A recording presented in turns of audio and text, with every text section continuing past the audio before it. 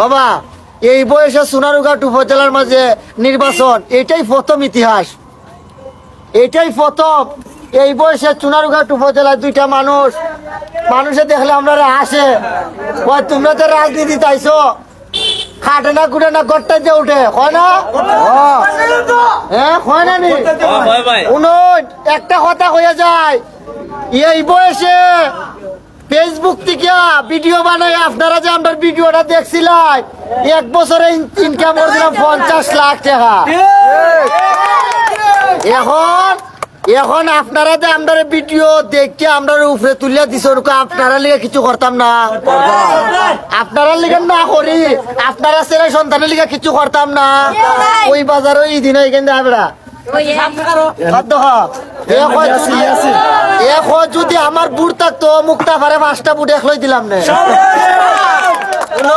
এই বাজারের সন্তান আমি, এই বাজারে যদি আল্লাহ আমারে কবুল করে, যদি বাজারে আই তাইলে ইয়াসিনের লিগে আমি বাজারে আইমু।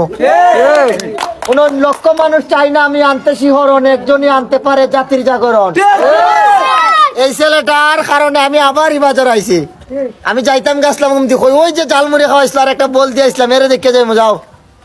আর আমার ভাইও কইছেন ভাই আমরা মনে কষ্ট পাইছি আপনার গেছিলাম গা ভাই, অন্ধকার আসলো দিকা ভাই, আল্লাহর হস্তে বাজার বাসীর কাছে মাপ চাইলাম।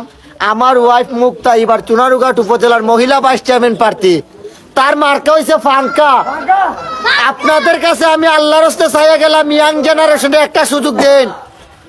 আমরা তো বহুত দিছি, আমরা বহুত বয়স্ক মহিলা দেখা দিছি, বহুত মোটা দেখা দিছি, লম্বা দেখা দিছি, উষা দেখা দিছি।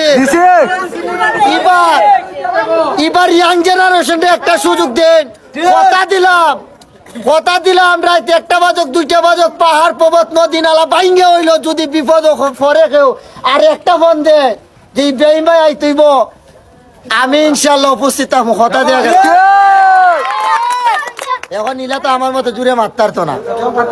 এখন পার্টি একটা সালাম দিলাও সবার উদ্দেশ্যে, আর তোমার বুটটা চাইলাম দাও।